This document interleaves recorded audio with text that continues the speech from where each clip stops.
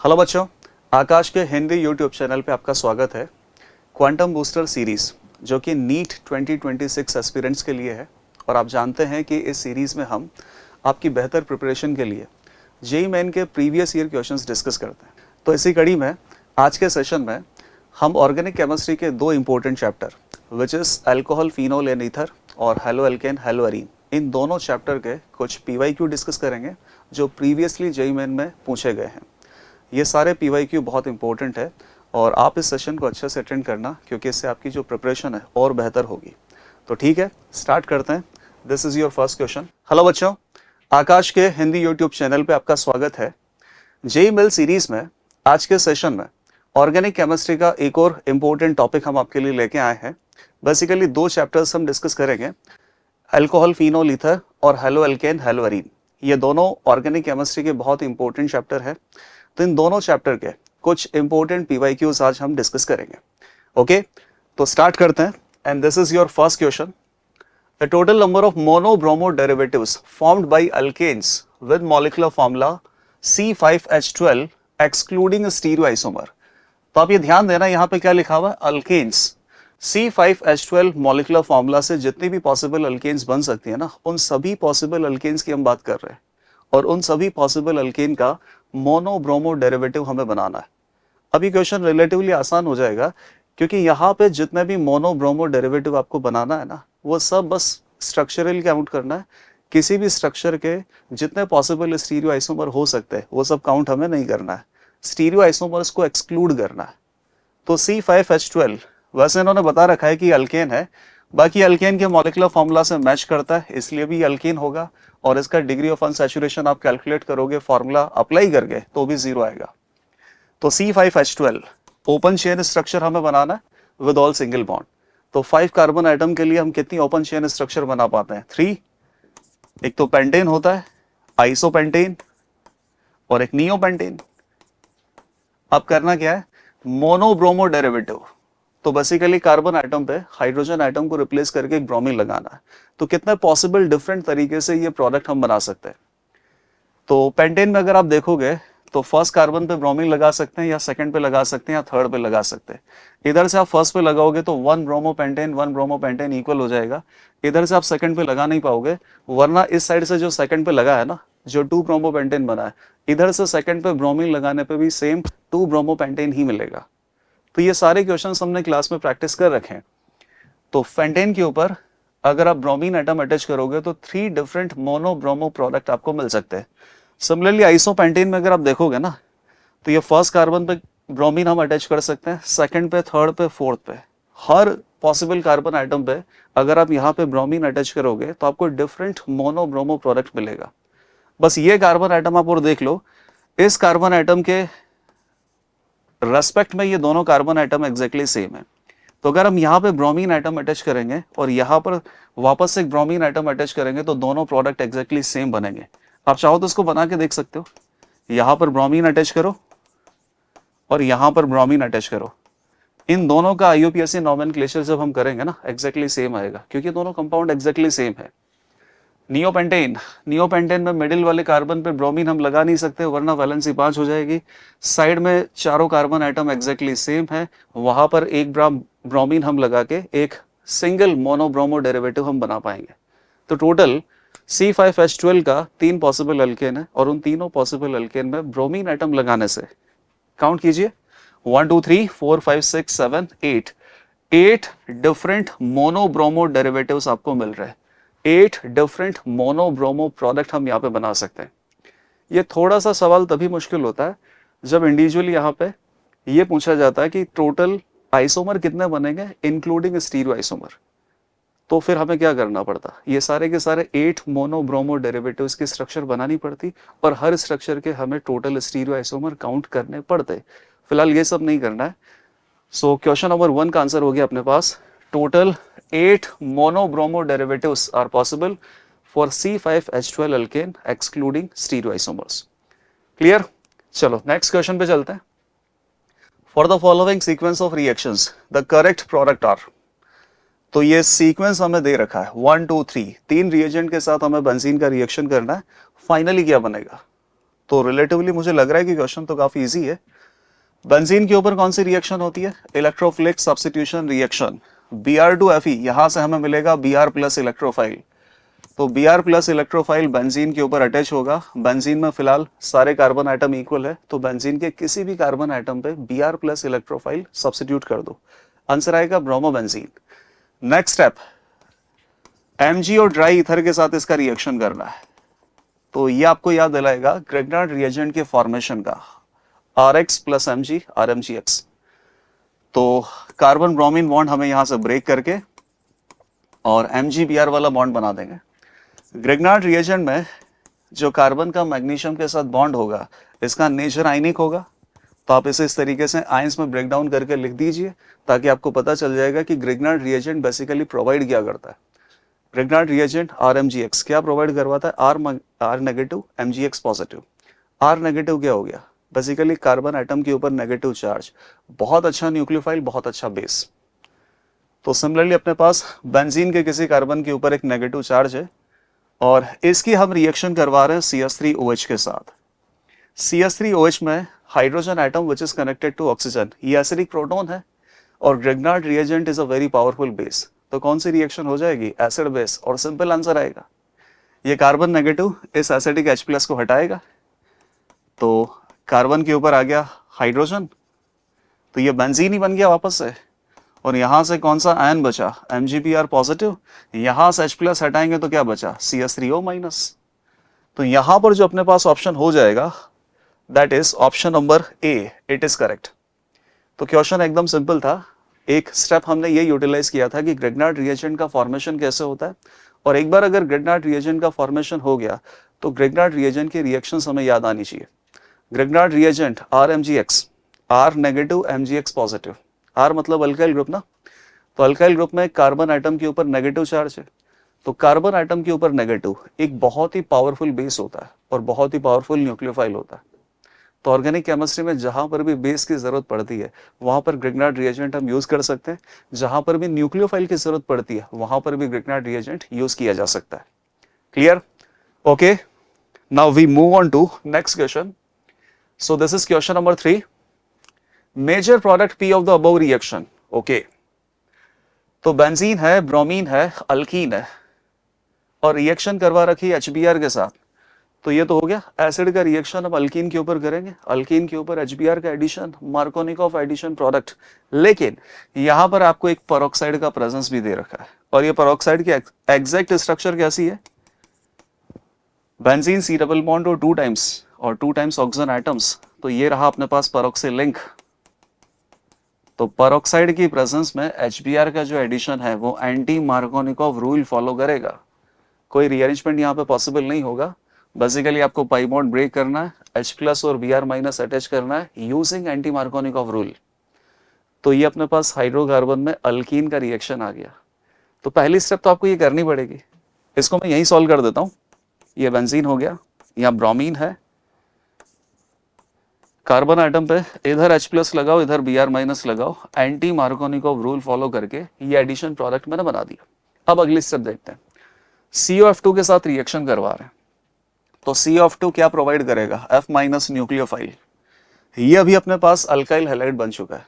अच्छा, इसको आप और अच्छे से देखो, ये अल्काइल हैलाइड होने के साथ साथ अराइल हैलाइड भी है।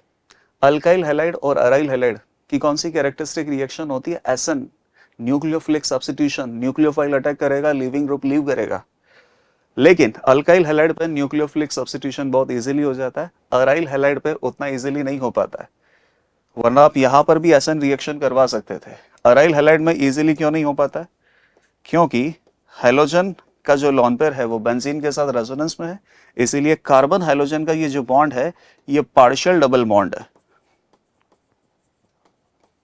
तो यहां पर SN इतना इजीली नहीं हो सकता। न्यूक्लियोफाइल अटैक तो कर लेगा, लेकिन कार्बन ब्रोमीन का पार्शियल डबल बॉन्ड अगर ब्रेक ही नहीं होगा तो लिविंग ग्रुप लीव कैसे करेगा? तो सिंपल रिएक्शन है। और अल्काइल हैलाइड में जहां पर अल्काइल फ्लोराइड बनाते हैं उसको स्वार्ट्ज रिएक्शन भी बोलते हैं, और उसमें न्यूक्लियोफाइल F- के लिए COF2 का यूज करते हैं। Nucleophile attack, living group leave, primary halide है तो कौन सी रिएक्शन होगी? SN2 में कोई रीअरेंजमेंट के चांसेस नहीं होते, सीधा न्यूक्लियोफाइल अटैच किया, लिविंग ग्रुप को हटा दिया। तो इसका पॉसिबल ऑप्शन क्या होगा अपने पास? Option number 3, option number c is correct answer. Clear?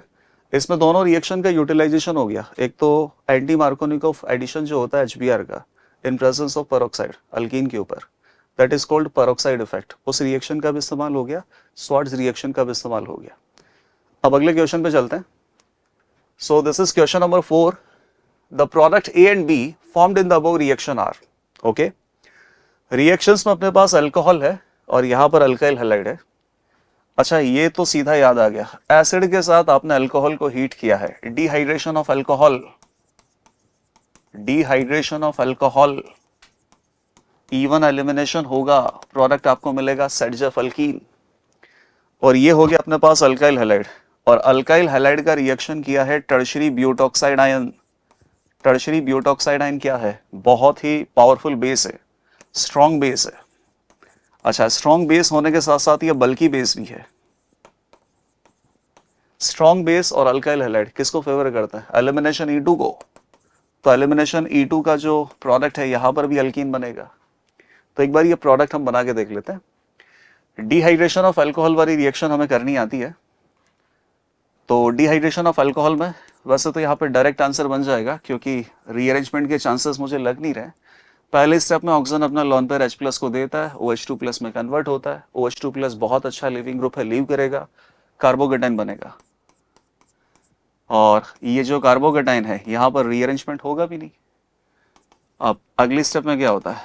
Carbocation के रेस्पेक्ट में जो बीटा कार्बन होता है, उस बीटा कार्बन से H+ हटाता है, बीटा और अल्फा कार्बन के बीच में एक पाई बॉन्ड का फॉर्मेशन होगा। तो इस साइड से अगर आप H+ हटाओगे तो आपको मोर सब्स्टिट्यूटेड अल्कीन मिलेगा, और मोर सब्स्टिट्यूटेड अल्कीन मतलब सेडजेफ अल्कीन, और वही मेजर प्रोडक्ट होता है। तो पहली रिएक्शन में जो मेजर प्रोडक्ट है वो हमने बना लिया। सेकेंड रिएक्शन की बात करते हैं। Alkyl halide plus strong base, जैसे अल्कोहलिक की एवच होता है।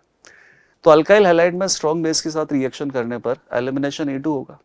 अच्छा, एलिमिनेशन E2 में भी मेजर प्रोडक्ट क्या मिलता है? सेडजेफ प्रोडक्ट। लेकिन आपको एक कंडीशन पता होगी, अगर एलिमिनेशन E2 रिएक्शन करवाते समय जो बेस है वो स्ट्रॉन्ग के साथ साथ बल्कि बहुत बड़ी साइज का भी है, तो उस केस में हॉफमैन अल्कीन मेजर मिलती है, हॉफमैन अल्कीन मेजर मिलती है। बाकी अल्काइल हैलाइड में जो एलिमिनेशन E2 है उसका आंसर बड़ा इजीली आता है। जहां पर अपना हेलोजन है that is alpha carbon, adjacent is beta carbon. तो यहां पर मैं इंडिकेट कर रहा हूं β1 और β2। तो β2 से अगर H+ हटाएंगे और अल्फा और β2 के बीच में पाई बॉन्ड आएगा, that will be more substituted alkyne. वो तो सर्जिफ अल्कीन हो जाएगी, वो यहाँ पर माइनर क्वांटिटी में मिलेगी। Hofmann alkene will be major product. तो आपको β1 वाले कार्बन से H+ हटाना है और अल्फा और β1 वाले कार्बन के बीच में पाई बॉन्ड का फॉर्मेशन करना है। So this Saytzeff alkene will be major product. अब ये देखते हैं ये कहाँ पे दे रखा है। ये हमें दे रखा है ऑप्शन नंबर सी में, तो option number C will be correct. तो इस क्वेश्चन से अपने दोनों चीजें रिवाइज हो गई, एक तो डिहाइड्रेशन ऑफ अल्कोहल और एक अल्काइल हैलाइड, कि जब रिएक्शन स्ट्रॉन्ग बेस के साथ करता है तो एलिमिनेशन होता है, एलिमिनेशन E2 होता है। Clear? Okay, now next question, question number 5। Which of the following compound will form precipitate with aqueous AgNO3 solution most readily? Rate of reaction की बात चल रही है। AgNO3 के साथ कौन सा कंपाउंड मोस्ट इजीली प्रेसिपिटेट बनाएगा? तो एक बात बताइए, सिल्वर का ये जो AgNO3 सॉल्ट है ये पानी में सॉल्युबल होता है, तो एक्वस सॉल्यूशन में आपके पास Ag+ आयन होंगे। अच्छा, Ag+ आयन अगर अपने पास कभी भी ऑर्गेनिक में आता है ना, तो Ag+ आयन पता है क्या है? हैलाइड आयंस की तलाश करता है, Cl-, Br-, I-, क्योंकि Ag+ Cl- के साथ कंबाइन होके AgCl व्हाइट प्रेसिपिटेट बनाना चाहता है, Ag-Br पेल येलो प्रेसिपिटेट बनाना चाहता है, या I- को हटा के Agi येलो प्रेसिपिटेट बनाना चाहता है। तो उसी प्रेसिपिटेशन की बात चल रही है। Ag+ Br- को हटाएगा, तो Br- हटाएंगे तो क्या बनेगा? कार्बोकेटाइन। Br- प्लस Ag+, तो जो कार्बोकेटाइन इंटरमीडिएट बनेगा, अगर ये कार्बोकेटाइन इंटरमीडिएट ज्यादा स्टेबल बनेगा तो रेट ऑफ रिएक्शन ज्यादा आएगी। सिंपल सा आंसर आ गया। Ag+ की प्रेजेंस में कार्बोकेटाइन बनना ही बनना। तो यहां पर मुझे ऐसा लग रहा है कि सबसे स्टेबल कार्बोकेटाइन कहां बनेगा?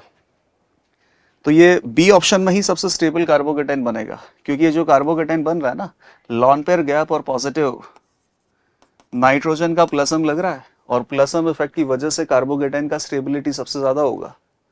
ए वाले में भी क्या है, अगर आप Ag plus B R minus को रिमूव करता है तो यहां पर भी ये कार्बोकेटाइन बनता है जिसमें ऑक्सीजन का लॉन पेयर प्लसम लगा रहा है, लेकिन OR का प्लसम या फिर अमीनो ग्रुप का प्लसम ज्यादा अच्छा होता है। तो ज्यादा बेटर प्लसम की वजह से कार्बोकेटाइन का स्टेबिलिटी ज्यादा इंक्रीज होगा, और जहां पर कार्बोकेटाइन ज्यादा स्टेबल होगा रेट ऑफ रिएक्शन वहां उतना ही ज्यादा आएगा। तो इसका आंसर हो जाएगा ऑप्शन नंबर बी। इतना ज्यादा स्टेबल कार्बोकेटाइन मुझे नहीं लग रहा कि और कहीं पे आने वाला है, इतना ज्यादा स्टेबल कार्बोकेटाइन और कहीं नहीं आएगा। चलो नेक्स्ट क्वेश्चन पे बढ़ते हैं। So this is your question number 6। काफी सारी रिएक्शंस यहाँ पे दे रखी है। Consider the following reactions and which of these reactions will not produce Saytzeff product. अच्छा, यूजुअली E1 एलिमिनेशन हो या E2 एलिमिनेशन हो, प्रोडक्ट हमें सेडजर अल्कीन ही मेजर मिलता है। एक दो कंडीशन आती है ना जहां पे सेडजर अल्कीन मेजर नहीं मिलता, हॉफमैन अल्कीन मेजर मिलता है। तो यही आपको चेक करना है कि क्या उन कंडीशंस के बारे में कोई रिएक्शन दे रखी है। So first is dehydration of alcohol. ये अल्कोहल है और कंसंट्रेटेड H2SO4 के साथ अगर हीट करते हैं तो dehydration of alcohol, E1 elimination, हमेशा सेडजर अल्कीन ही मेजर मिलता है। मुझे इसका प्रोडक्ट बनाने की भी कोई टेंशन नहीं है, बिना प्रोडक्ट बनाए भी बता सकते हैं कि यहाँ पर सेडजर अल्कीन ही मेजर मिलेगा। वो बस एक E2 वाला जो केस होता है ना जिसमें बल्की बेस आ जाता है, तो in the presence of bulky base there will be Hofmann product major. अच्छा, सेकंड है alcoholic KOH। Alcoholic KOH alkyl halide के साथ सिंपली E2 एलिमिनेशन करेगा, और E2 एलिमिनेशन में भी कौन सा प्रोडक्ट मेजर मिलता है, सेडजर, क्योंकि अल्कोहलिक KOH में जो OH माइनस आयन है ये स्मॉल बेस है। स्ट्रॉन्ग है अल्कोहलिक KOH वो अलग बात है, लेकिन उसका जो साइज है ना वो स्मॉलर साइज है। अच्छा, नेक्स्ट हो गया टर्शरी ब्यूटॉक्साइड आयन। तो अल्कोक्साइड आयन जो होता है वो स्ट्रॉन्ग बेस होने के साथ साथ बल्की बेस भी होता है, और बल्की गैस के केस में नॉर्मली रिएक्शन तो E2 ही होगी, लेकिन हॉफमैन अल्कीन मेजर आएगा।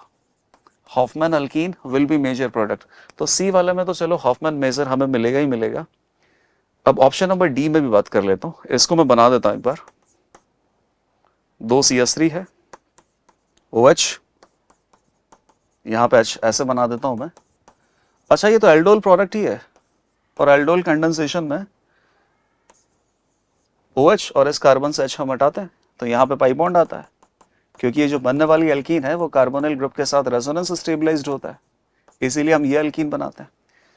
तो हम यहां से H हटाते तो ये एल्कीन आती, और that alkene will be less stable, और that alkene would have been less substituted alkene. तो यहां से अगर अपन अल्कीन बनाते तो वो लेस सब्स्टिट्यूटेड होता, और उसको हम हॉफमैन प्रोडक्ट बोलते। लेकिन यहां से तो ये सेडजर प्रोडक्ट ही मेजर मिल रहा है, क्योंकि हम पाई बॉन्ड इधर ही बनाएंगे। इसी तरीके से H2O का कंडेंसेशन करवाएंगे ताकि जो पाई बॉन्ड बने वो कार्बोनिल ग्रुप के साथ रेजोनेंस स्टेबलाइज्ड हो। तो यहां पर भी हमें सेडजर अल्कीन ही मेजर मिला है। तो फर्स्ट और सेकंड सेडजर अल्कीन मेजर है, हॉफमैन अल्कीन मेजर बनने का वहां चांसेस ही नहीं था।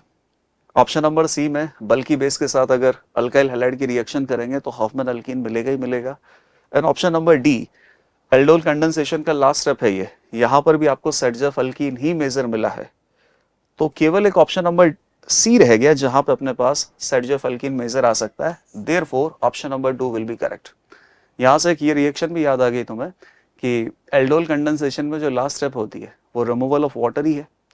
तो जब हम एल्डोल कंडेंसेशन करते हैं तो OH और H को हटा के जो अल्कीन बनाते हैं वो कार्बोनिल ग्रुप के साथ कॉन्जुगेशन वाली अल्कीन बनाते हैं, क्योंकि वो अल्कीन ज़्यादा स्टेबल होती। अब अगर वो सेडजर है तो भी ठीक है, और अगर वो हॉफमैन है तो भी ठीक है। तो फिलहाल तो अपने पास वो हॉफमैन अल्कीन नहीं है, सेडजर अल्कीन है, इसीलिए ऑप्शन नंबर डी आंसर नहीं हुआ। चलो ठीक है, अगले सवाल की तरफ बढ़ते हैं। Question number 7, for the following reaction. अच्छा, रिएक्शन में क्या है, ये अल्काइल हैलाइड है।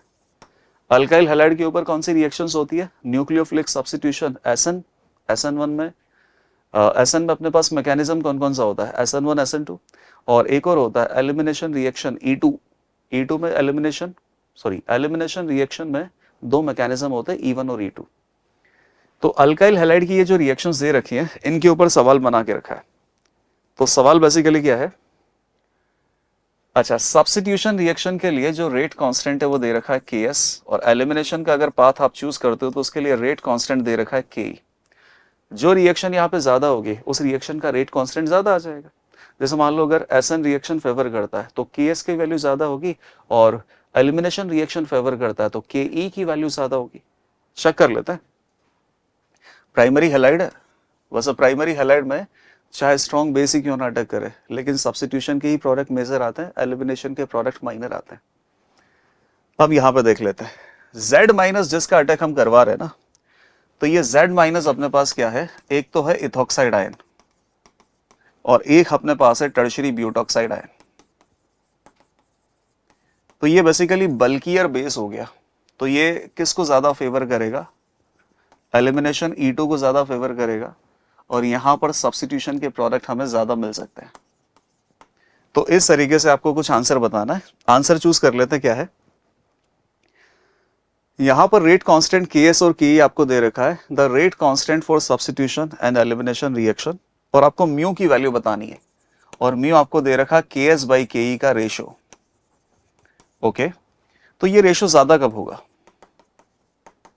ये रेशो ज्यादा होगा जब Ks ज्यादा होगा, that means rate constant for substitution reaction ज्यादा होगा, और rate constant for substitution reaction ज्यादा होगा जब न्यूक्लियोफिलिक सब्स्टिट्यूशन ज्यादा होगा, एलिमिनेशन कम होगा। तो एलिमिनेशन को कौन फेवर करेगा, ये बल्कि बेस, तो बल्कि गैस के केस में एलिमिनेशन ज्यादा होगा और रेट कांस्टेंट Ke ज्यादा होगा, म्यू की वैल्यू कम आ जाएगी। लेकिन ये जो थोड़ा स्मॉलर बेस है ना इथॉक्साइड आयन, यहाँ पर मान लो कि सब्स्टिट्यूशन अगर ज्यादा होगा तो Ks की वैल्यू ज्यादा आएगी, और Ks बाई Ke में ये रेशियो ज्यादा हो जाएगा म्यू। तो चेक करेंगे म्यू बी और म्यू ए। अच्छा, mu B and mu A, तो बी में ही अपने पास बल्कि बेस है, यहां पर एलिमिनेशन ज्यादा होगा, एलिमिनेशन ज्यादा होगा तो म्यू बी का जो वैल्यू है वो लेस आएगा, और म्यू ए का जो वैल्यू है वो ग्रेटर आएगा। तो mu A greater than mu B, इन दोनों में से अपने पास एक ऑप्शन आंसर हो सकता है। और दूसरा दे रखा है रेट कांस्टेंट K का भी कंपैरिजन है कि दोनों में एलिमिनेशन ज्यादा कहाँ होगा, तो जहां पे बल्कि बेस ज्यादा होगा वहां पर रेट ऑफ एलिमिनेशन ज्यादा होगा, रेट ऑफ एलिमिनेशन ज्यादा होगा, रेट कांस्टेंट Ke भी ज्यादा होगा। तो Ke for the B is greater than Ke for the A, option number D will be correct. अच्छा, ये बात आप अच्छे से देख लेना कि जैसे मान लो कि ये दोनों स्ट्रॉन्गर बेस है, बस एक का साइज बल्कि है, और अल्काइल हैलाइड जिसके साथ आप रिएक्शन कर रहे हो ना वो प्राइमरी हैलाइड है। तो अगर ओवरऑल प्रोडक्ट की मैं बात करूं ना कि एलिमिनेशन प्लस सब्स्टिट्यूशन के प्रोडक्ट में मेजर कौन सा होगा, तो प्राइमरी हैलाइड के केस में चाहे स्ट्रॉन्ग बेस हो चाहे बल्कि बेस हो, कितना भी स्ट्रॉन्ग बेस क्यों ना हो, लेकिन सब्स्टिट्यूशन के प्रोडक्ट ही मेजर होते हैं।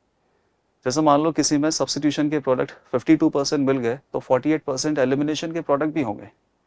तो यहाँ पे उसी रेशियो पे बात चल रही है कि कहाँ पर एलिमिनेशन के प्रोडक्ट ज्यादा हो जाएंगे। तो एलिमिनेशन के प्रोडक्ट तभी ज्यादा होंगे जब वहां पे बल्कि बेस आएगा। चलो नेक्स्ट क्वेश्चन पे चलते हैं। So this is your question number 8। The major product Y in the following reaction is, major product Y, final product हमें बताना है। आइडेंटिफाई करते हैं क्या क्या रिएक्शंस है।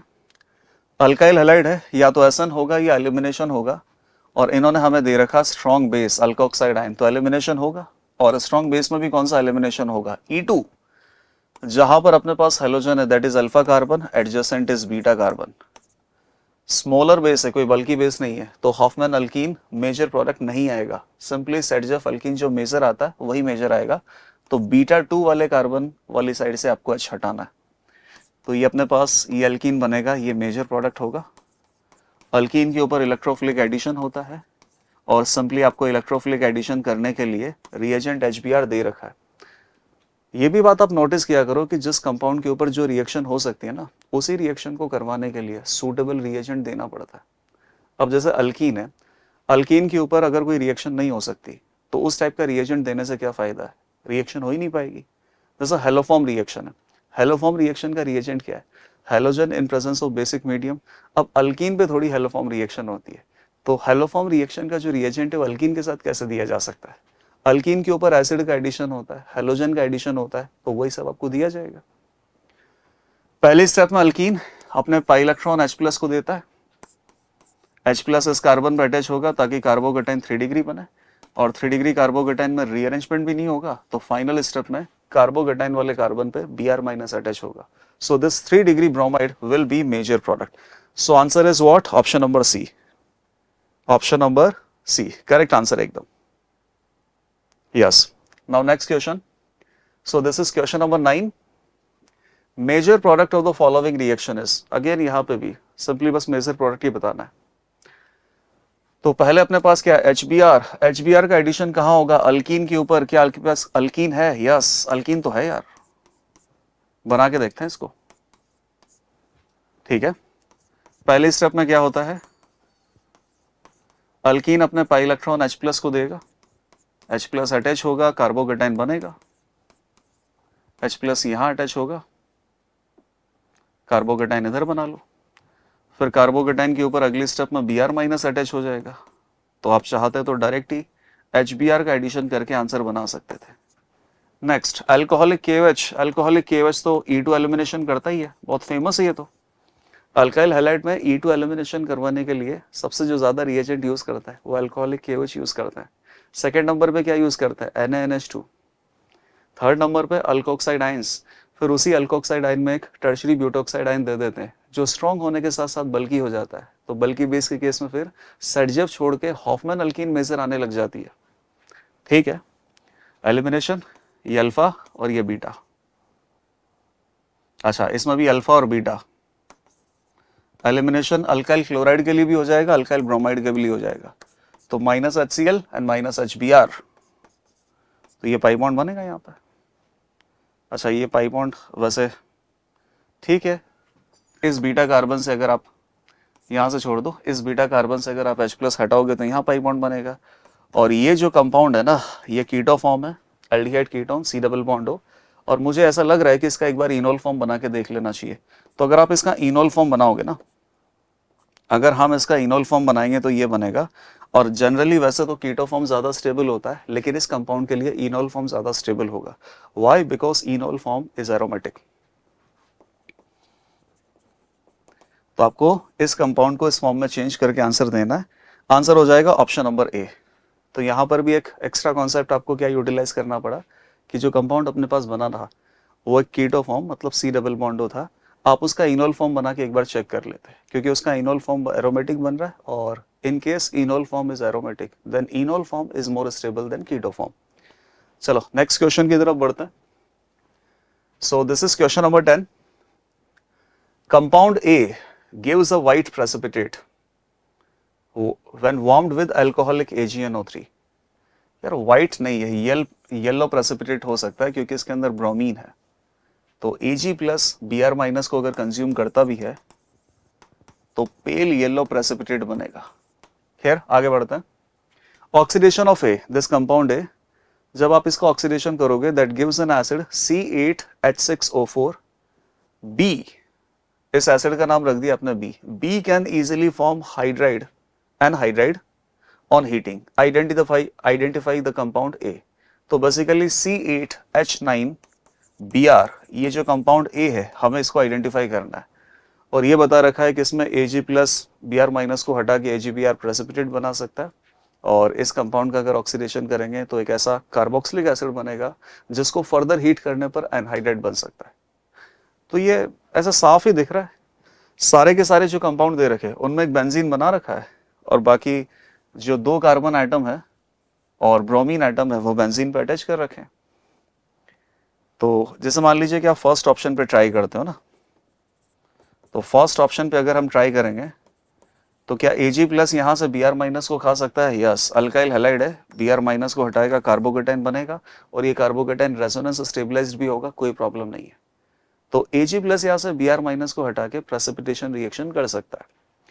क्या आप इसके ऑक्सीडेशन करोगे तो आपको क्या मिलेगा? बेंजीन के अल्फा कार्बन ऑक्सीडाइज होने पे कार्बोक्सिलिक एसिड में कन्वर्ट हो जाते हैं. और कार्बोक्सिलिक एसिड अगर एक ही मॉलिक्यूल में प्रेजेंट है, ऐसे कंपाउंड को हीट करने पर कार्बोक्सिलिक एसिड फंक्शनल ग्रुप में कंडेंसेशन होगा, और 2 कार्बोक्सिलिक एसिड के बीच में कंडेंसेशन करने पर एनहाइड्राइड बनेगा. अब यहाँ पर वो एनहाइड्राइड नहीं बनने वाला, क्योंकि ये जो दोनों कार्बोक्सिलिक एसिड फंक्शनल ग्रुप हैं बेंजीन में मेटा पोजीशन पे प्रेजेंट है. तो जो साइक्लिक एनहाइड्राइड बनेगा ना वो 6 मेंबर से ऊपर की रिंग बन जाएगी, दैट इज अनस्टेबल। तो ये ऑप्शन तो अपने पास आंसर हो नहीं सकता। तो साफ साफ लग रहा है कि इसका ऑप्शन डी आंसर होगा। यहां से आप बी आर माइनस भी हटा सकते हो, एजी प्लस बी आर माइनस हटा सकता है क्योंकि बनने वाला कार्बोकेटाइन रेजोनेंस स्टेबलाइज्ड होगा। अगर आप इसका ऑक्सीडेशन करवाओगे तो बेंजीन का ये जो बेंजाइलिक कार्बन है, ये बेंजाइलिक कार्बन कार्बोक्सिलिक एसिड तक ऑक्सीडाइज हो जाएगा, और आप अगर इसे हीट करोगे तो इसका साइक्लिक एनहाइड्राइड भी बन जाएगा। यहाँ पर जो साइक्लिक एनहाइड्राइड बनेगा उसमें 5 मेंबर रिंग बनेगी। अच्छा, इस कार्बोक्सिलिक एसिड का स्पेसिफिकली एक कॉमन नेम होता है, टेरेप्थिलिक एसिड या थैलिक एसिड, तो इसका नाम होता है थैलिक एसिड। और थैलिक एसिड को आप हीट करोगे तो थैलिक एसिड एनहाइड्राइड बन जाएगा। तो जैसे इसने बोला था ना कि एक कार्बोक्सिलिक एसिड बनता है और उसको हीट करने पर एनहाइड्राइड में चेंज हो जाता है, वहीं से मुझे आइडिया लग गया था कि बेंजीन के ऊपर 2 COOH ऑर्थो पोजीशन पे होंगे, क्योंकि अगर ये ऑर्थो पे होंगे तभी साइक्लिक एनहाइड्राइड का फॉर्मेशन हो सकता है। ठीक है, option number D is correct. Now next question. So this is question number 11। अच्छा, ये तो काफी लंबा सवाल लग रहा है। 2 isomers A and B with the molecular mass 184, okay. Composition आपको दे रखा है कार्बन हाइड्रोजन ब्रोमीन। हालांकि इस कॉम्पोजिशन से हम इसका मॉलिक्यूलर फॉर्मूला डिराइव नहीं करने वाले, हमारे पास ऑप्शंस है, हम ऑप्शंस के हिसाब से ही काम करेंगे। तो कॉम्पोजिशन ये है, gave benzoic acid and bromobenzoic acid respectively on oxidation with KMnO4। अच्छा, तो बेसिकली बेंजीन होना चाहिए, बेंजीन के आगे कुछ कार्बन होना चाहिए, और सिमिलरली यहाँ पे एक ब्रोमीन ऑलरेडी बेंजीन के साथ होना चाहिए और आगे एक कार्बन होना चाहिए, ताकि जब आप KMnO4 से ऑक्सीडाइज करवाओ तो ये कार्बन बेंजाइलिक कार्बन COOH तक ऑक्सीडाइज हो जाए। तो ए वाला जो सब्सटेंस होगा ना उसके ऑक्सीडेशन से आपको बेंजोइक मिल जाएगा, और बी वाला जो सब्सटेंस होगा उसके ऑक्सीडेशन से ब्रोमो बेंजोइक मिल जाएगा। तो ऐसा कोई ऑप्शन आपको चूज करना है। ठीक है, करेंगे choose. A is optically active and gives a pale yellow precipitate, okay, when warmed with alcoholic AgNO3 and Br। तो A और B दोनों क्या हो सकते हैं? आइसोमर A यहाँ पर ऑप्टिकली एक्टिव भी है और पेल येलो प्रेसिपिटेट देगा जब AgNO3 के साथ हीट करेंगे। तो मुझे ऐसा लगता है कि आइसोमर A में, यहाँ पर मैं सॉल्व कर रहा हूँ, अभी तक तो ये आइडेंटिफाई किया कि बेंजीन में आगे एक बेंजाइलिक कार्बन होना चाहिए ताकि उस कार्बन के ऑक्सीडेशन से आपको COOH मिले, और अब मुझे ऐसा भी लग रहा है कि इसके ऊपर एक ब्रोमीन भी होना चाहिए ताकि Ag प्लस Br माइनस को खाएगा तभी AgBr पेल येलो प्रेसिपिटेट मिलेगा, और ये रिएक्शन तभी पॉसिबल है जब बनने वाला कार्बोकेटाइन कैसा बने, स्टेबल। और स्टेबल कार्बोकेटाइन कैसा होगा कि ये कार्बोकेटाइन बेंजीन के साथ रेजोनेंस करे, रेजोनेंस स्टेबलाइज कार्बोकेटाइन। तो ऐसा ही कुछ ऑप्शन होना चाहिए। अब तलाश करते हैं कि ऐसे कौन कौन से ऑप्शन अपने पास है। जैसे कि आप इस ऑप्शन को तो वैसे ही टिक कर सकते हो, हटा सकते हो, क्योंकि इसमें अपने पास बेंजाइलिक कार्बन 2 है। तो जब आप इसका ऑक्सीडेशन करोगे तो बेंजीन के ऊपर एक COOH नहीं होगा, 2 COOH हो जाएंगे ऑर्थो पोजीशन पे, जबकि इसने साफ साफ बोला है कि ऑक्सीडेशन के बाद एक में ब्रोमो बेंजोइक एसिड बनेगा और एक में बेंजोइक एसिड, मतलब बेंजोइक एसिड में एक ही COOH होता है। तो ये ऑप्शन तो वैसे भी नहीं हो सकता। अब इसमें हम ऑप्शन नंबर कौन सा ट्राई करें? ऑप्शन नंबर सी ट्राई करते हैं। ऑप्शन नंबर सी ऐसा है, ये बेंजीन है, इसमें कार्बन पे हाइड्रोजन और CH3 लगा हुआ है, और सेकंड ऑप्शन में है यही 2 कार्बन इथाइल के रूप में लगा रखे हैं और पैरा पे ब्रोमो लगा हुआ है।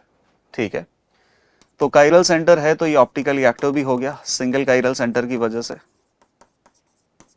और यहां पर अगर आप इसका Ag प्लस के साथ रिएक्शन करोगे तो Ag प्लस Br माइनस को हटा भी सकता है क्योंकि बनने वाला कार्बोकेटाइन रेजोनेंस स्टेबलाइज्ड होगा, और अल्फा कार्बन ऑक्सीडाइज होगा तो डायरेक्टली किसमें कन्वर्ट हो जाएगा, COOH में। सिमिलरली यहां पर भी अल्फा कार्बन COOH में कन्वर्ट हो जाएगा और bromine as it is benzene पे रहेगा। तो ये तो रिएक्शन में जो भी अपने पास ऑब्जर्वेशंस दे रखे हैं कि ये रिएक्शन करने पे ये बनता है, सारी चीजों को सेटिस्फाई कर गया। तो ये ऑप्शन अपने पास करेक्ट आ रहा है, ऑप्शन नंबर सी। ऐसा और कोई ऑप्शन है? ऐसा और कोई ऑप्शन नहीं है, so option number C will be correct. अच्छा, ये ऑप्शन नंबर डी जैसे नहीं हो सकते ना, क्योंकि ऑप्शन नंबर डी में कभी भी AgNO3 के साथ रिएक्शन करने पर पेल येलो प्रेसिपिटेट बन ही नहीं सकता, Ag प्लस यहाँ से Br माइनस हटा ही नहीं सकता। क्यों? क्योंकि ये अराइल हैलाइड है, और अराइल हैलाइड में एरोमेटिक रिंग बेंजीन से जब हेलोजन कनेक्ट होता है तो वहां पर कार्बन हेलोजन में पार्शियल डबल बॉन्ड कैरेक्टर आता है, और पार्शियल डबल बॉन्ड को अपन ब्रेक कर ही नहीं सकते, तो वहां पर रिएक्शन ही नहीं होगी। देख लो आप, lone pair, gap and pi, partial double bond character की वजह से कभी भी आप इस तरीके से अराइल हैलाइड से हैलाइड आयन रिमूव नहीं कर पाओगे। तो यहां पर AgNO3 के साथ कोई रिएक्शन नहीं होगी, इस टाइप का अपने पास आंसर नहीं हो सकता। तो इसका आंसर हो जाएगा ऑप्शन नंबर सी। ठीक है, चलो नेक्स्ट क्वेश्चन की तरफ बढ़ते हैं। So this is question number 12। When ethanol is heated with concentrated H2SO4, ethanol 2 carbon 1 OH, concentrated H2SO4 के साथ आप इसे हीट कर रहे हो, a gas is produced, then the compound formed when this gas is treated with cold aqueous dilute solution of Bayer's reagent। यहाँ पर gas ए produce हो रहा है और आप इसकी रिएक्शन डाइल्यूट KMnO4 के साथ करवा रहे हो, cold dilute KMnO4 solution, bears reagent भी उसको बोलते हैं। तो कंसंट्रेटेड H2SO4 प्लस हीट, ये तो डिहाइड्रेशन ऑफ अल्कोहल में काम आएगा, और यहाँ तो बहुत ज्यादा ऑप्शन भी नहीं है, जिस कार्बन पे OH है उसके बगल में एक ही कार्बन है, तो H2 रिमूव करोगे तो आपको क्या मिलेगा? इथीन। अब आप ये बताओ, ये KMnO4 क्या करता है? कोल्ड डाइल्यूट KMnO4, अल्कीन वाले सेक्शन में पढ़ते हैं क्या? हाइड्रोक्सिलेशन वाला एक पार्ट आता है, कुछ रिएजेंट आपको बताए जाते हैं जो अल्कीन में पाई बॉन्ड ब्रेक करके 2 OH अटैच करते हैं। इसमें से कोई रिएजेंट तो सिन डायरेक्शन में अटैच करता है और कोई रिएजेंट ऑपोजिट एंटी डायरेक्शन में अटैच करता है। तो बेयर्स रिएजेंट ठीक यही काम करता है, पाई बॉन्ड ब्रेक करेगा और दोनों कार्बन एटम पे OH OH अटैच करेगा, सिन साइड सेम साइड। हालांकि यहाँ पे उससे कोई असर नहीं पड़ेगा क्योंकि यहाँ पे जो कार्बन है वो कायरल बन नहीं रहा है, तो स्टीरियो केमिस्ट्री का कोई ज्यादा इंपॉर्टेंस यहाँ पे होगा नहीं। तो 2 कार्बन 2 OH ये कंपाउंड बनेगा, इसका कॉमन नेम होता है ग्लाइकोल। अच्छा, इसका कॉमन नेम ग्लाइकोल है ना, ग्लिसरॉल किसका कॉमन नेम होता है? सोच के बताओ। 3 कार्बन 3 OH, उसको बोलते हैं ग्लिसरॉल या उसको बोलते हैं ग्लिसरीन। तो 3 कार्बन 3 OH ये कॉमन नेम है, बाकी वैलेंसी पूरा करके कंपाउंड पूरा बना सकते हैं। चलो ठीक है, नेक्स्ट रिएक्शन हम देखते हैं अब। Question number 13। Okay, 1.84 milligram sample of polyhydric compound. Polyhydric compound मतलब बहुत सारे OH हैं इसमें, पता नहीं कितने सारे होंगे, और 1.84 मिलीग्राम यह सब्सटेंस अपने पास है। इसका मॉलिक्यूलर मास भी दे रखा है 92 ग्राम पर mole. Gave 1.344 ml of hydrogen gas at STP, मतलब सूटेबल बेस के साथ इसका रिएक्शन करवाया होगा, सोडियम मेटल के साथ करवा लो, और अगर इसमें कोई भी एसिडिक हाइड्रोजन एटम होगा तो वो acidic hydrogen atom hydrogen gas के रूप में रिलीज हो जाएगा। तो यहां से आपको हाइड्रोजन गैस कितनी मिल गई है? 1.344 ml at STP। The number of alcoholic hydrogens present in the compound, तो आपको ये बताना है कि इसमें कितने अल्कोहलिक हाइड्रोजन है, मतलब कितने हाइड्रोजन एटम ऐसे हैं जो ऑक्सीजन से कनेक्टेड है। तो एकदम आसान मोल कॉन्सेप्ट का सवाल लग रहा है। ये जो ऑक्सीजन से कनेक्टेड हाइड्रोजन होता है ना, यही एसिडिक होता है, और यही एसिडिक हाइड्रोजन एटम इलेक्ट्रॉन खा के किस में कन्वर्ट होते हैं? हाइड्रोजन गैस में। तो हाइड्रोजन गैस आपको इतना दे दिया है और कंपाउंड का मोल आपको दे दिया है, इससे थोड़ा अंदाजा लगाना पड़ेगा। सो दिस इज 1.344 इंटू 10 की power -3 litre divided by 22.4 litre. आप इसको डिवाइड करोगे तो ये कितना आएगा? ये ऑलमोस्ट 6 टाइम्स आ जाएगा। अगर मैं इसको यहां ले जाता हूं तो 6 इंटू 10 की पावर -5 मोल्स आ जाएंगे ये। अच्छा, इस सब्सटेंस के कितने मोल हैं? 1.84 इंटू 10 की पावर -3 डिवाइडेड बाई 92, तो ये कितना हो जाएगा? 10 टू पावर -5। 184 में 92 का डिवाइड करोगे 2, तो ऑर्गेनिक कंपाउंड के जो मोल है वो है 2 इंटू 10 की पावर -5, और जो हाइड्रोजन गैस के मोल आपको मिल रहे हैं वो मिल रहे हैं 6 into 10 to power -5। Organic compound के जितने मोल है ना, उसके कंपैरिजन में हाइड्रोजन गैस के मोल 3 टाइम्स मिल रहे हैं। तो बेसिकली ये कैसी बात हो गई कि एक सब्सटेंस है ए, उससे बी सब्सटेंस कितना मिल रहा है? 3 टाइम्स। इसके एक मोल से उसका 3 टाइम्स मोल मिल रहा है। अच्छा, सब्सटेंस में क्या है? H2। तो बताइए, यहाँ पे 3H2 अगर आपको बनाना है तो यहाँ पे बेसिकली 6 एसिडिक हाइड्रोजन एटम्स होने चाहिए, ताकि ये 6 एसिडिक हाइड्रोजन आइटम्स यहाँ पे रिमूव होके 3H2 मॉलिक्यूल बना ले, या कंपाउंड का 3 टाइम्स मोल हाइड्रोजन गैस का प्रोड्यूस हो जाए। तो 6 एसिडिक हाइड्रोजन आइटम्स अपने पास ओरिजिनली अल्कोहल में होने चाहिए, and this is your correct answer. तो ये क्वेश्चन भी आपको करना है और इसमें केवल मोल कॉन्सेप्ट का यूटिलाइजेशन था। चलो नेक्स्ट सवाल, question number 14, identify the major product A and B below given for the below given reaction sequence. यहाँ पे जो रिएक्शन सीक्वेंस हमें दे रखा है ना, इस रिएक्शन के लिए मेजर प्रोडक्ट ए और बी आपको बताना है। अच्छा ठीक है, अब आप इसमें आइडेंटिफाई करना कि एक रिएक्शन तो ऐसी दे रखी है जिसका आंसर आप डायरेक्टली बना सकते हो। जैसे कि फर्स्ट वाला देखो, आप बेंजीन की रिएक्शन किया हुआ है isopropyl chloride in the presence of ElCl3। तो ये हो गया फ्रिडल-क्राफ्ट अल्काइलेशन। ElCl3 क्या करेगा, Cl माइनस को हटाएगा, तो Cl माइनस को हटाएगा तो ये मिडिल वाले कार्बन पे पॉजिटिव आ जाएगा। इलेक्ट्रोफाइल है, बेंजीन है, इलेक्ट्रोफिलिक सब्स्टिट्यूशन होगा तो बेंजीन के ऊपर आइसोप्रोपाइल ग्रुप अटैच हो गया। अब ये बन गया आइसोप्रोपाइल बेंजीन, जिसको आप क्यूमीन भी बोलते हो। और फिनोल वाला जो चैप्टर है, अल्कोहल फिनोल ईथर वाला चैप्टर, उसमें फिनोल की प्रिपरेशन के लिए क्यूमीन ऑक्सीडेशन हमने पढ़ा हुआ है। तो क्यूमीन ऑक्सीडेशन के लिए जो रिएजेंट होता है O2 in presence of HNu, and second step में एसिडिक हाइड्रोलिसिस, एग्जैक्टली वही दे रखा है। तो क्यूमीन ऑक्सीडेशन के बाद आपको ये क्या मिल जाएगा, एसीटोन प्लस फिनोल।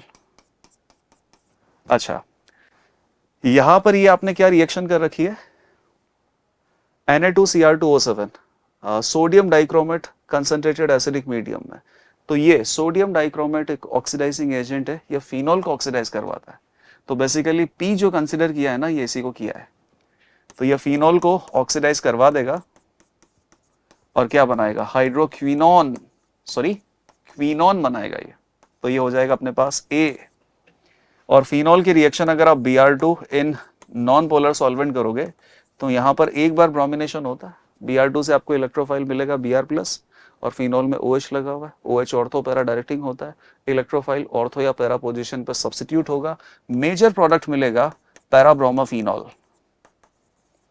और यहीं पर Br2CS2 की जगह Br2 वाटर होता, तो यहाँ पर Br+ बेसिकली ज्यादा बार अटैक करता है और ट्राइब्रोमोफिनोल मेजर प्रोडक्ट आने वाला था, फिलहाल आ गया मोनोब्रोमोफिनोल। तो अब ऑप्शन हम सेलेक्ट कर लेते हैं। ये हो गया अपने पास कंपाउंड बी। तो कंपाउंड ए एंड बी आपको बताना है। तो compound A and B, A तो ये हो जाएगा क्विनोन और बी हो जाएगा parabromophenol. Option number B will be correct.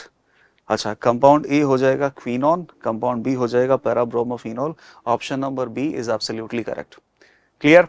Next question number 15, compound is heated with concentrated Hi to give a hydroxy compound A, and which is further dehydrated with zinc dust to give a compound B। अरे ये ऐसे ही पता चल गया। Zinc dust हम कहाँ पे use करते हैं, फिनोल। फिनोल के साथ जब जिंक डस्ट डालते हैं तो फिनोल के ऑक्सीजन को जिंक खा जाता है और क्या बन जाएगा, जिंक ऑक्साइड प्लस बेंजीन। लेकिन देख लेते हैं कि फिनोल बनता भी है या नहीं बनता है, वरना जिंक डस्ट का हम करेंगे क्या।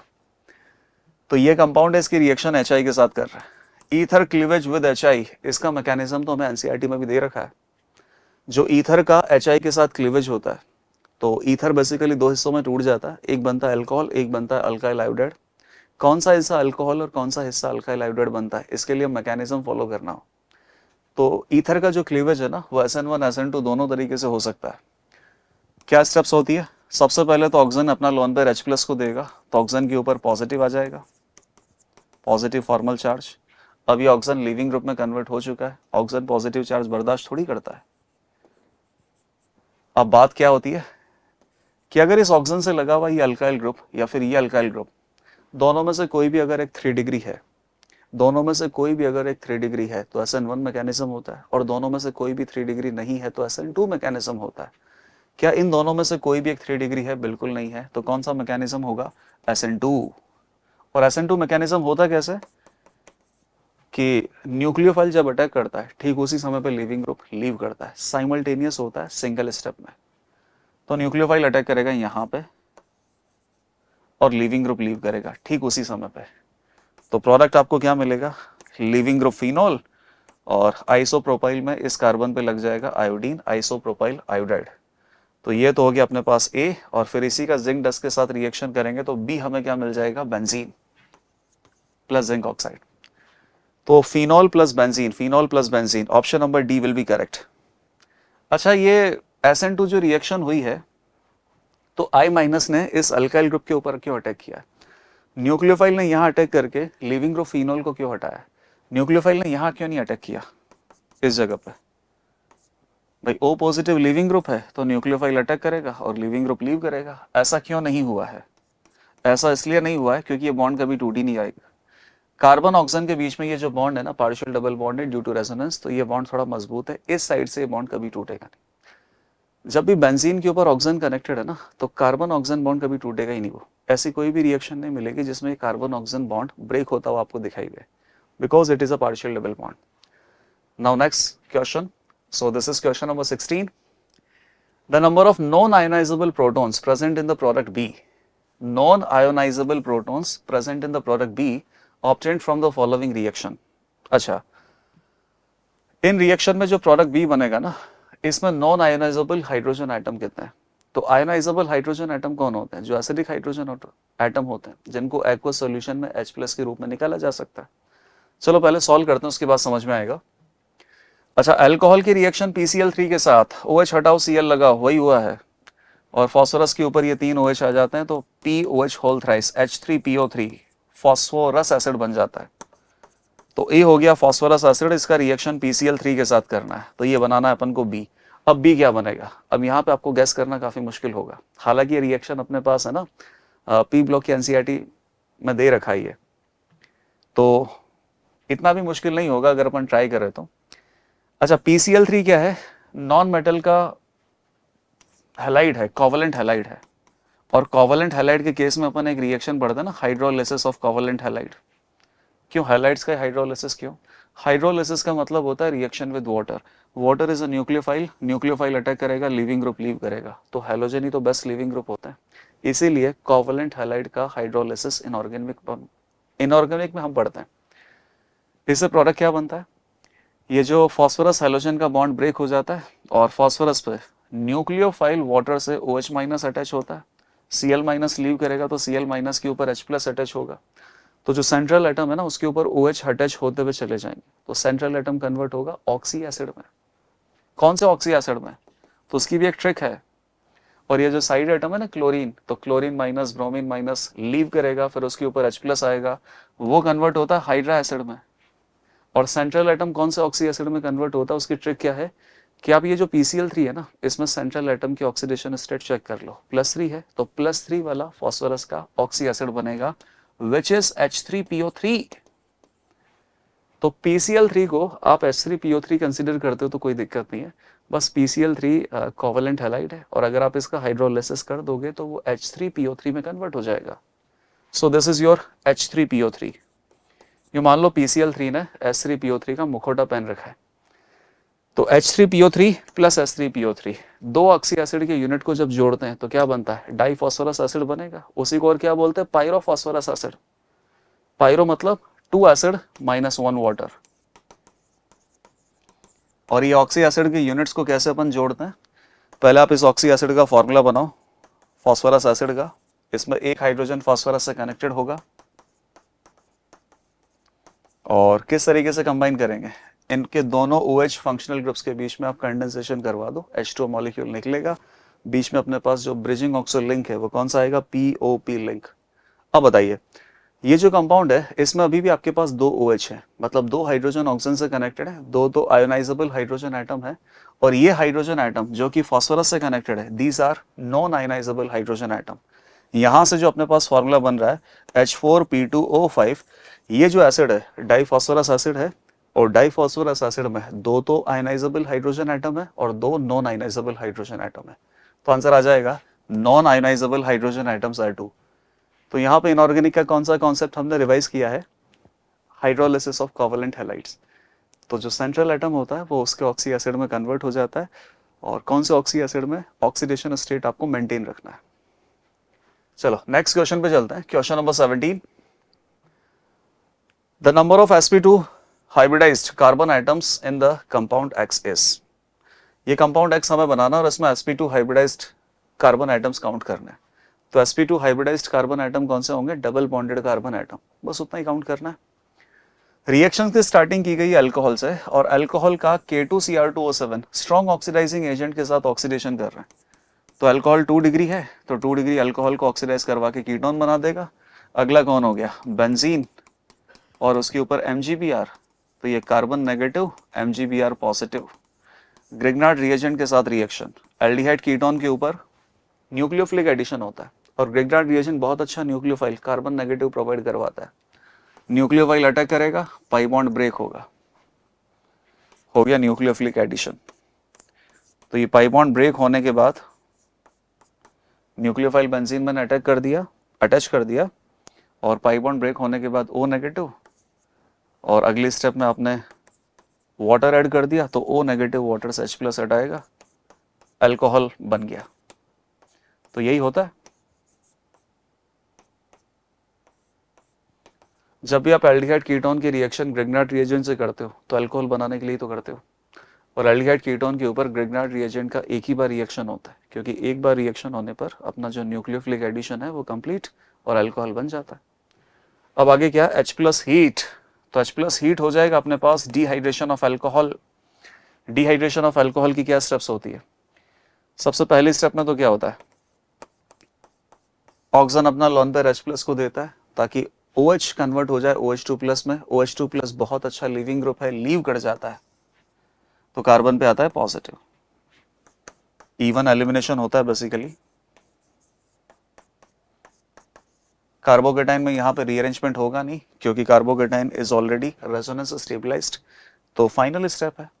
फाइनल स्टेप में जो भी अपने पास नेगेटिव आयन या बेस जो प्रेजेंट होता है रिएक्शन मिक्सचर में, वो बीटा कार्बन से एक H+ हटा देता है। तो H+ हटाने के बाद कार्बोकेटाइन और बीटा कार्बन के बीच में पाई बॉन्ड बनता है। इधर पाई बॉन्ड बनाओ या इधर पाई बॉन्ड बनाओ, सेम ही है, एक सिंगल अल्कीन आपको मिलने वाली है। और ये बेंजीन जो एज इट इज कनेक्टेड था। अब आप इसमें काउंट करो sp2 कार्बन। तो sp2 कार्बन कौन से होते हैं? Double bonded carbon. तो 1 2 3 4 5 6 7 8 8 carbon atoms are here which are double bonded carbon atom, और डबल बॉन्डेड कार्बन एटम का हाइब्रिडाइजेशन कैलकुलेट करोगे sp2 ही मिलेगा। तो ये सवाल तो रिलेटिवली आसान ही था। चलो नेक्स्ट क्वेश्चन पे चलते हैं। So this is question number 18। Most stable product of the following reaction is. दो स्टेप में अपने पास रिएक्शन दे रखी है। रिएक्शन की शुरुआत में अल्कोहल है। अच्छा, अल्कोहल का रिएक्शन देखो किससे बना के दे रखा है, CH3 बेंजीन SO2Cl। तो ये हो गया TS टॉसाइल ग्रुप, और TS पे लगा हुआ है Cl। TSCl के साथ रिएक्शन है ये। अल्कोहल एक पुअर लिविंग ग्रुप होता है ना, तो अल्कोहल पुअर लिविंग ग्रुप को अगर आप गुड लिविंग ग्रुप में कन्वर्ट करना चाहते हो तो TSCl के तो साथ रिएक्शन करते हैं, और ऐसा करने से गुड लिविंग ग्रुप में कन्वर्ट कैसे होता है? सबसे पहले तो आप ये देखो कि ये जो TSCl है इसमें Cl है, Cl एक लिविंग ग्रुप है, तो फिर अल्कोहल अपना न्यूक्लियोफाइल है, उसमें ऑक्सीजन एटम होता है, लोन पेयर होता है, न्यूक्लियोफाइल अटैक और लिविंग ग्रुप लीव। तो ऑक्सीजन किससे कनेक्टेड हो गया? सल्फर से। अच्छा, ये सारे ओरिएंटेशन एज इट इज बनाना क्योंकि यहां पर आपने अटैक किया नहीं है। O के ऊपर आ जाएगा S डबल बॉन्ड O, फिर ये बेंजीन, और बेंजीन के आगे CH3। ठीक है, तो ये एक बहुत ही अच्छा लीविंग ग्रुप है, क्योंकि अगर ये लीविंग ग्रुप लीव करेगा तो जो नेगेटिव चार्ज है वो रेजोनेंस स्टेबलाइज्ड होगा।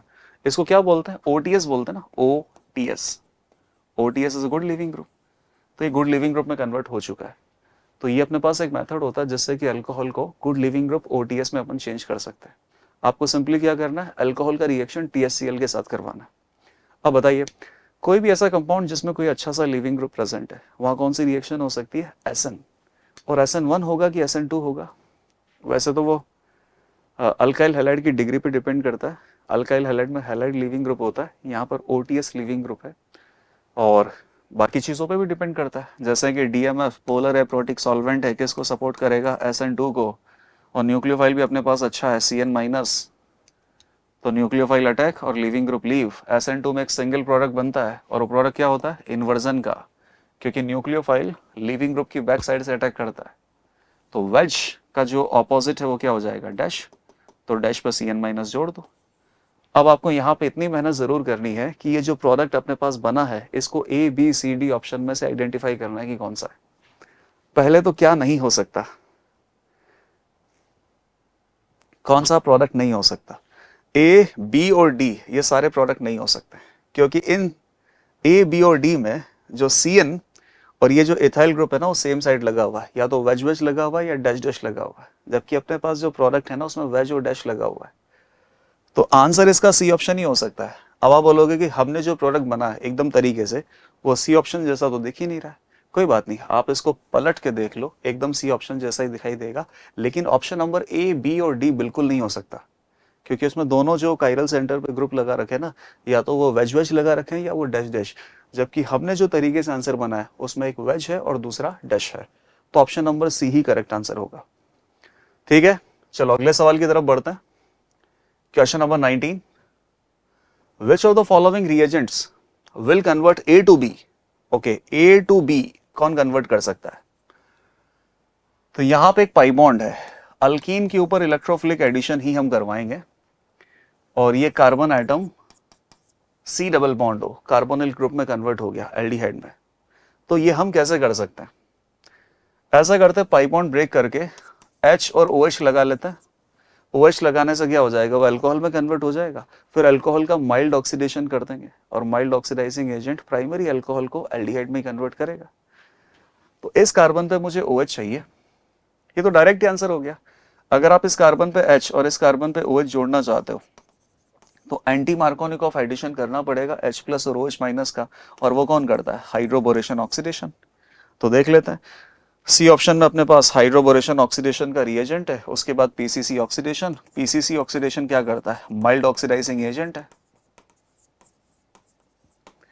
तो ये जो अल्कोहल बनेगा प्राइमरी अल्कोहल, उसको ऑक्सीडाइज करवा के एल्डिहाइड में कन्वर्ट कर देगा।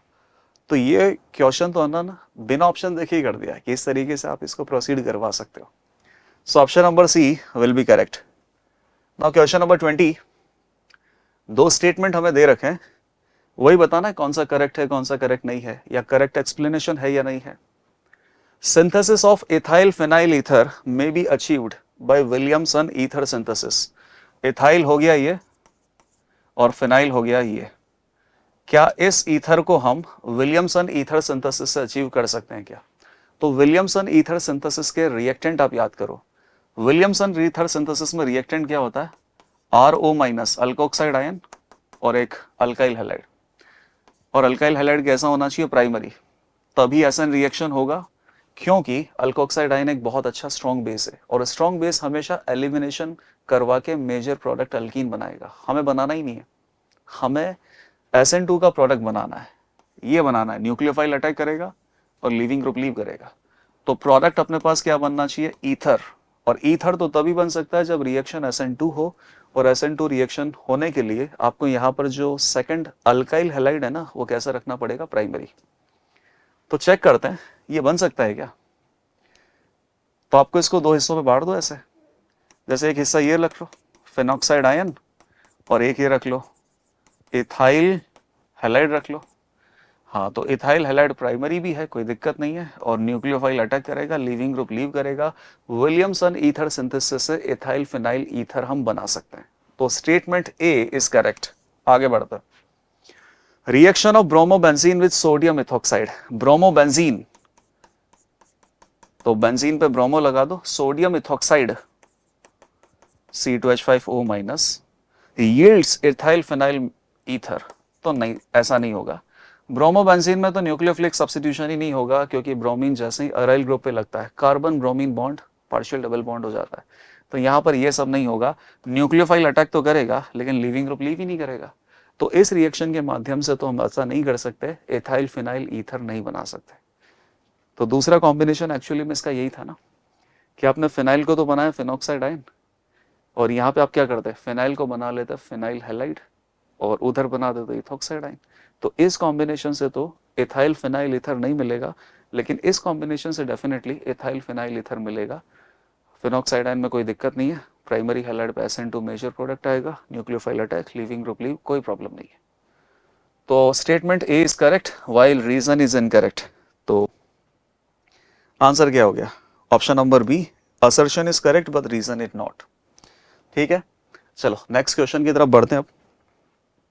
Question number 21, an organic compound A, compound C6H6O gives dark green coloration with ferric chloride FeCl3।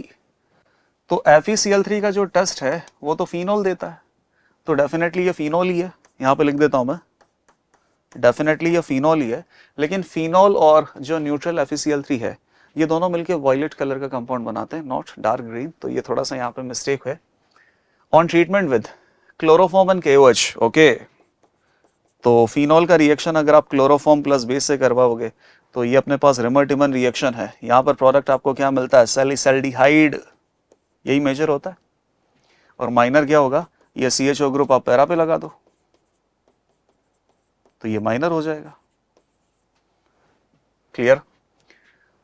तो सैलिसैल्डिहाइड आपको बी मिल गया। The compound B can also be obtained from a compound C on reaction with pyridinium chlorochromate. ये ऐसा बोल रहा है कि ये जो कंपाउंड बी है ना, और कंपाउंड बी है अपने पास सैलिसैल्डिहाइड, ये किसी और दूसरे कंपाउंड से भी मिल सकता है अगर उसका आप PCC के साथ ऑक्सीडेशन करवाओ। तो PCC क्या है? एक माइल्ड ऑक्सीडाइजिंग एजेंट है और ये अल्कोहल को ऑक्सीडाइज करवा के एल्डिहाइड बनाएगा। तो अगर आप ये एल्डिहाइड बनाना चाहते हो तो यहाँ पर पहले क्या होना चाहिए? अल्कोहल होना चाहिए। तो मुझे ऐसा लग रहा है कि ये ऐसा होना चाहिए।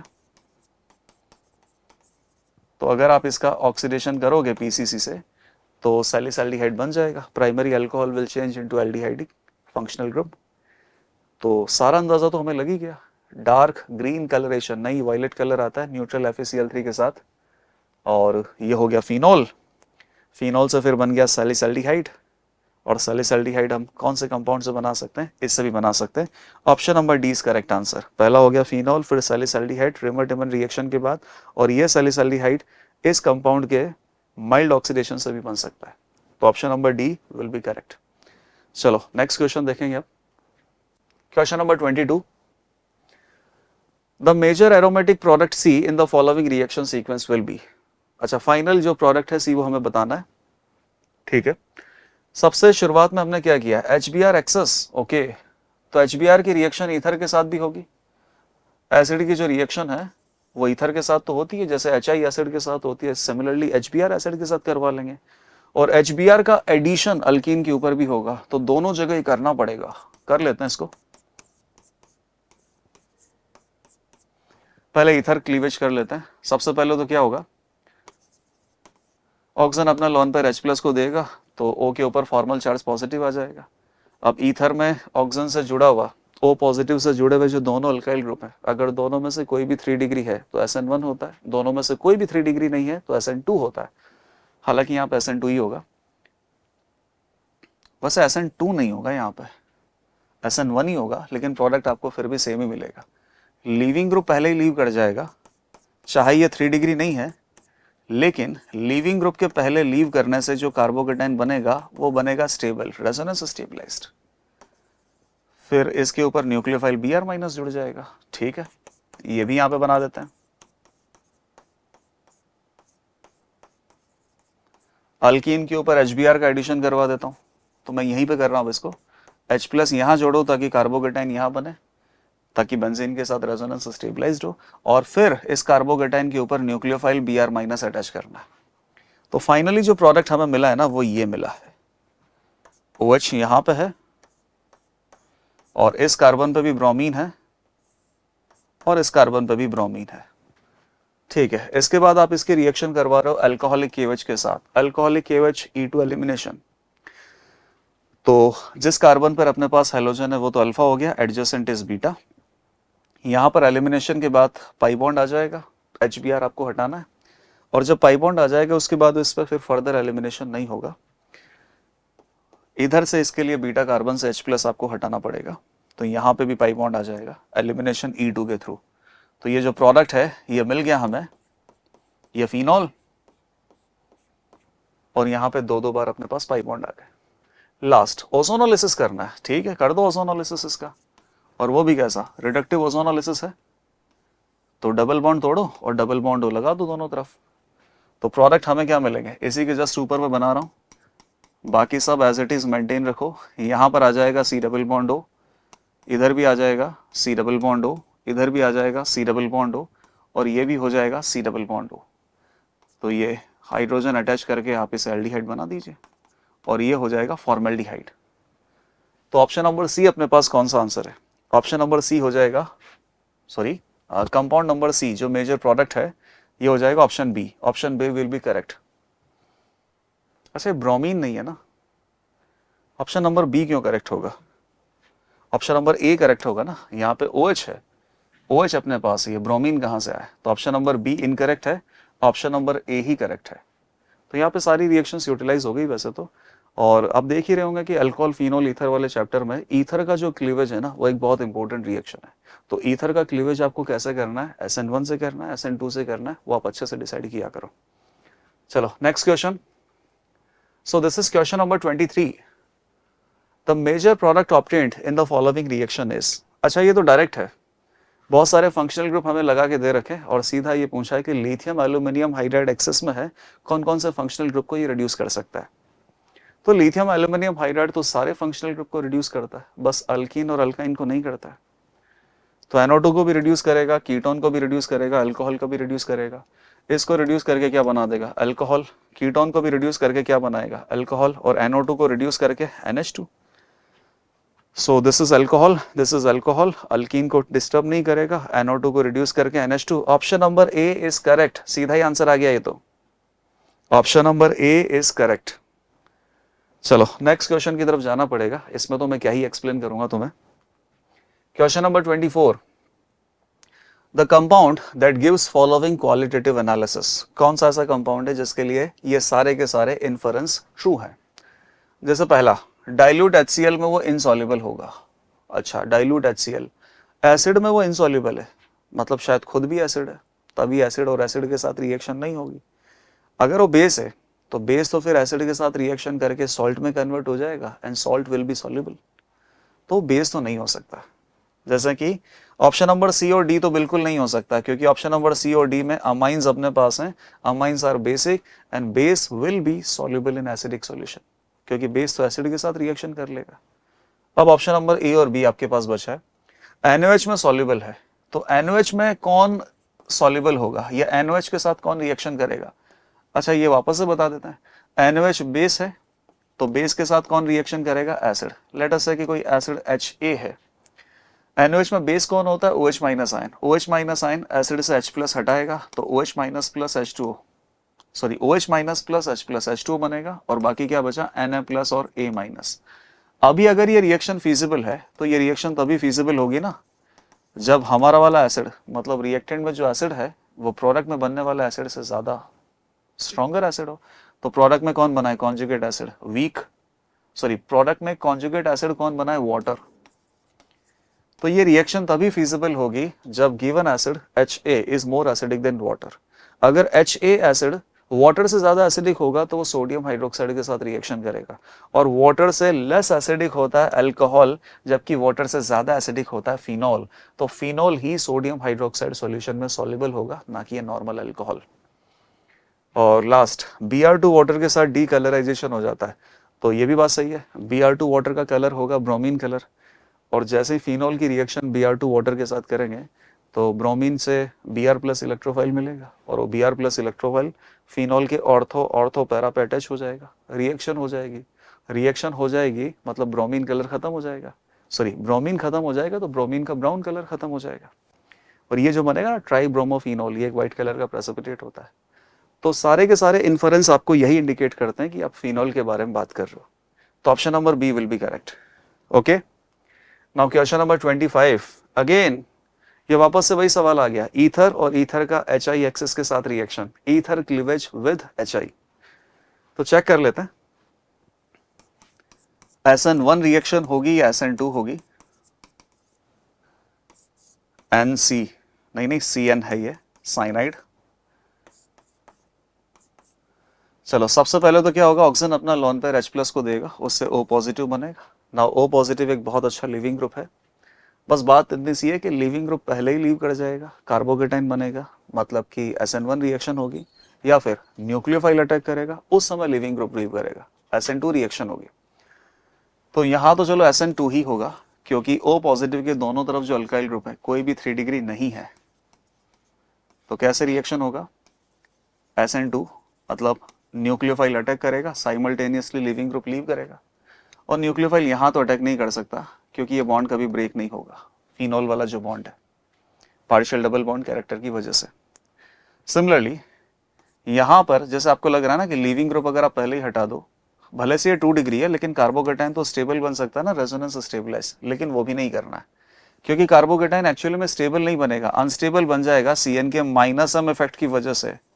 तो नहीं बनाना है कार्बोकेटाइन, नहीं करना है SN1 रिएक्शन। यहां पर भी कौन सी रिएक्शन करनी है? SN2। तो SN2 रिएक्शन कैसे करनी है? इस हिस्से को मैं बना देता हूं,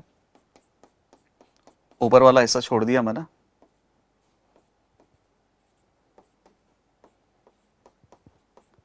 SN2 रिएक्शन, तो SN2 रिएक्शन में किस तरीके से न्यूक्लियोफाइल I माइनस अटैक करेगा, ठीक उसी समय पर फिर लिविंग ग्रुप लीव करेगा। न्यूक्लियोफाइल I माइनस अटैक करेगा, ठीक उसी समय पे लिविंग ग्रुप लीव करेगा। तो न्यूक्लियोफाइल अटैक करेगा और लिविंग ग्रुप लीव करेगा। हाँ, तो आंसर इसका क्या आ सकता है? इधर ऊपर फिनोल हो चुका है ये, और यहाँ पे CH3I है, मिथाइल आयोडाइड, मिथाइल आयोडाइड हो चुका है, ऊपर वाला पार्ट फिनोल हो गया, नीचे इस कार्बन पे न्यूक्लियोफाइल I माइनस अटैच हो गया। So option number B will be correct, option number B will be correct. या नीचे पार्ट में से कौन लीविंग ग्रुप लीव कर गया? Isopropyl alcohol. ठीक है, तो ईथर क्लीवेज वाली जो रिएक्शन है अल्कोहल फिनोल ईथर वाले पार्ट में, ये आपको बहुत अच्छे से करना है और इसका मैकेनिज्म आपको एनसीईआरटी में भी दे रखा है। तो ऐसे मत सोचना कि बहुत ज़्यादा आउट ऑफ कोर्स है, ऐसा बिल्कुल नहीं है। ईथर क्लीवेज के आंसर आप तभी सही बना पाओगे जब आप सही मैकेनिज्म को फॉलो कर पाओगे। तो ये अपने सारे के सारे 25 क्वेश्चंस थे और इन सभी क्वेश्चन से हमने कोशिश की है कि अल्कोहल फिनोल ईथर और हेलो एल्केन हेलो एरीन के आपके जो सारे कॉन्सेप्ट है ना वो अच्छे से रिवाइज हो जाए। ये यूँ मान लो कि प्रीवियस ईयर क्वेश्चंस जो कि पिछले 5-10 सालों में आए होंगे उनमें सबसे बेस्ट सवाल थे। अगर ये आप अच्छे से फॉलो कर लेते हो तो आपकी इन दोनों चैप्टर की तैयारी बहुत अच्छे से हो जाएगी। Okay, all the best.